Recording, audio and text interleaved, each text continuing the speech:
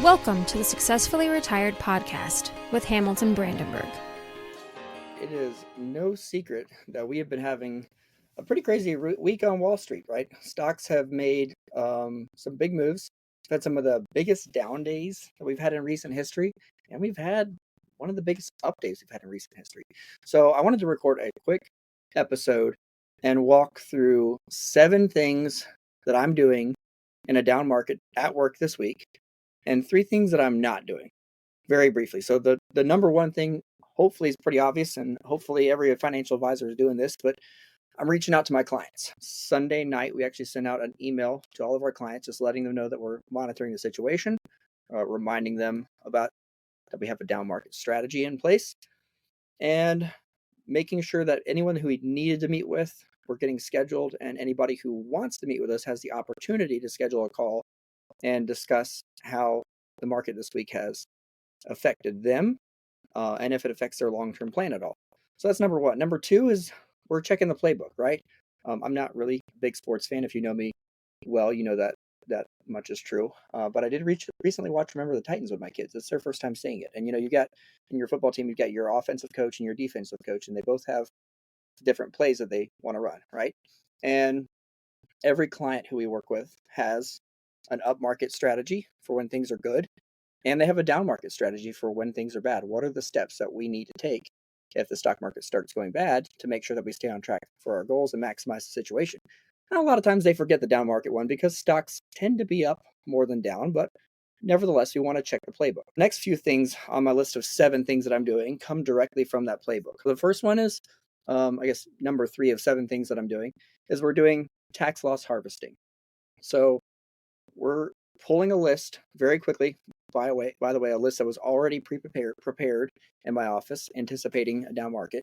And we're looking at all of the I just call them regular investment accounts. So like not IRAs, not HSAs and 401ks, but just regular investment accounts that maybe are owned by an individual or a couple.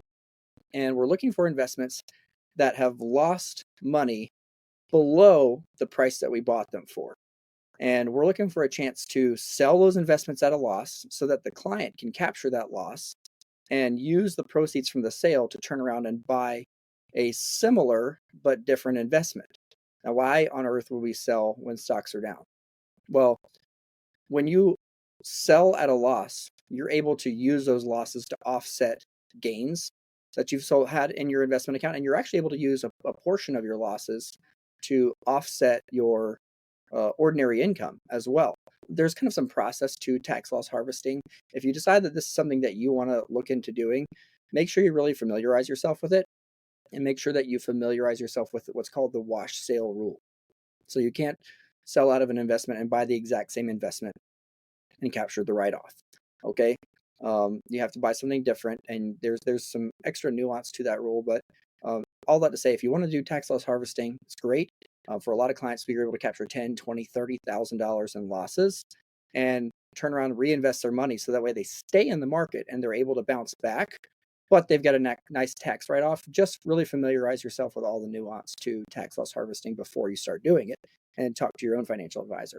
The other thing I'm doing is tax gain harvesting. We're looking for, when you're in a investment account that's like a brokerage account where you are paying taxes as you trade it, there might be a chance to take a good quality investment you like where the values come down, but it's not negative yet, and sell it and only realize a very small gain and turn around and repurchase it. Now, why would you do that? You would do that so that your new cost basis in that investment is the new value that you repurchased it for. And that really just helps you with future taxes. If that investment continues to grow for 10 or 15 years, now your capital gains would potentially be a lot lower than they would be if you had kept your original cost on it. So we're doing tax loss harvesting, we're doing tax gain harvesting. Another one we're doing is Roth conversions. Now, I did a whole episode where we talked more about Roth conversions on the tax time bomb for IRAs, so you can go back and listen to that if you want to learn more about Roth conversions.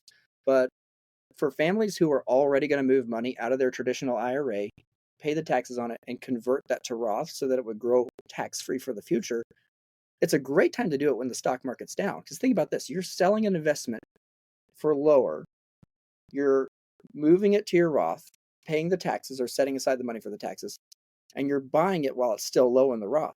so that when it bounces back, you were able to get more shares of that same investment into your Roth than you would have if you'd waited for stocks to recover. So it's a great way to just get more money into tax-free while the market's down. You don't have to wait till the end of the year. I know that's typically when we like to do Roth conversions, but you don't have to wait till the end of the year.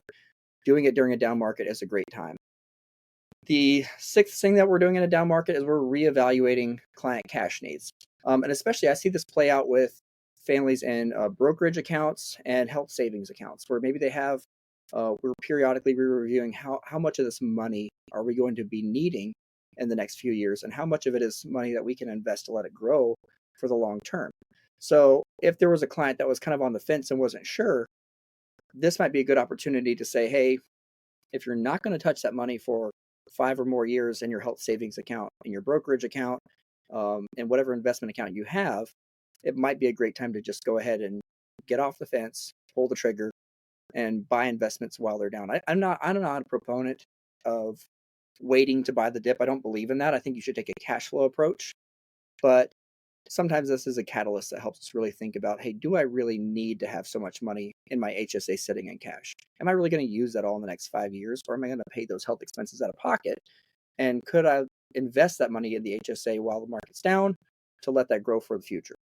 So the seventh thing that I'm doing in a down market has nothing to do with money. I'm making sure that I make time to touch grass, right?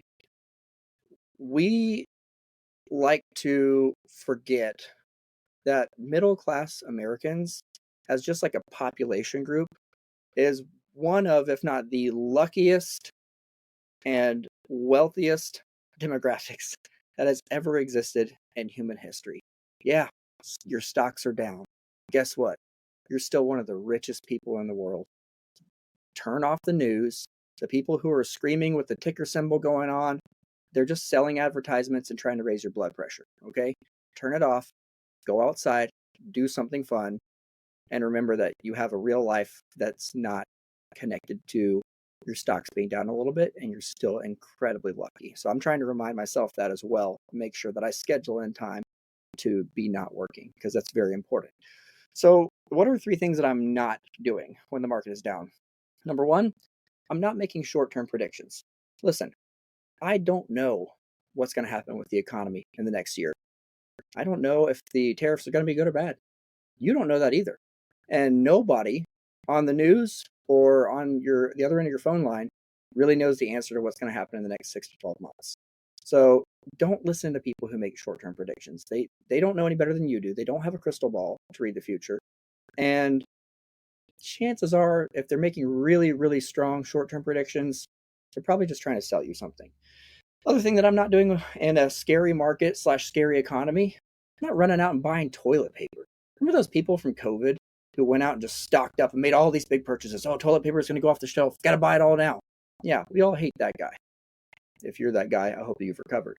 But listen, we don't know a lot about how these tariffs are going to play out. If you need something, truly need it for your family, and you have the money to buy it, go buy it. But don't go making all these big crazy purchases because of fear of things going up in the future and stockpiling things that you don't need.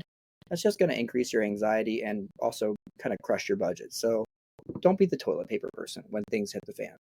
And the last thing, this should be really obvious by now, if you know me at all, or especially if you work with me, the last thing that I'm not doing in a down market, I'm not exiting, right? I have seen people do this so many times and for so many reasons in just 7 years in the business. But let me tell you, if you exit the stock market when it's down, I can almost guarantee you're never going to get back in. And if you do, you're never going to feel good about it, at least not without like a lot of work and coaching and figuring out why you're changing your opinion. You don't sell good quality things that you want for the future when the market's down. And here's another one I hear a lot more often is like, well, Hamilton, we don't want to time the market and sell, but we just want to get a lot more conservative right now. Can we just be a little bit more low risk? Why? That's a horrible move. You wouldn't go out of your house and rebuild the roof in the middle of a rainstorm, would you? No. So we take the approach that when the market is good, that's when we are adding money to our war chest, adding money to our safe money, our cash, our bonds, and our CDs, the stuff that we use to supplement and to feed our cash flow in retirement. so that way we don't have to touch our stocks when they're down. But don't sit there in the middle of a bad market, getting out of it, moving everything to high yield savings. Don't readjust your allocation and go from 70% stocks to 40% stocks because you think you know what's going to happen. That is just listening to the short-term predictors and thinking that you're smarter than the system. And I'm not saying that to sound preachy. We all do it. Financial advisors are just as bad as anybody else. But the only reason to really sell a good investment when everything is down is because you actually need that money to spend on things for your cash flow. So unless that's the case, don't adjust your risk just because the market's down. All right, so that's about it. That's 7 things that I'm doing in a down market and 3 things I'm not. I hope this is interesting to somebody. If you have any questions, shoot me a comment. Let me know.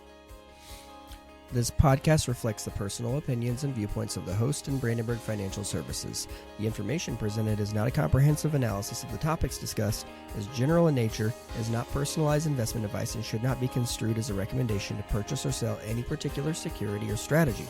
Guest appearances on the podcast do not represent any endorsement, level of expertise, recommendation, or any affiliation with Brandenburg Financial Services. The views reflected are subject to change at any time without notice. No representation is made as to the accuracy, completeness, or relevance of the information presented. This podcast may contain information that might assist you in the development of subsequent discussions with the appropriate professionals and should not be construed as investment, tax, insurance, or legal advice. Therefore, please consult your financial, tax, legal, and insurance professionals regarding your specific situation. Any forecasts or forward-looking statements are based on assumptions, may not materialize, and are subject to revision without notice. Past performance is not indicative of future returns. Investment advisory services offered through CS Planning, an SEC-registered investment advisor doing business as Brandenburg Financial Services.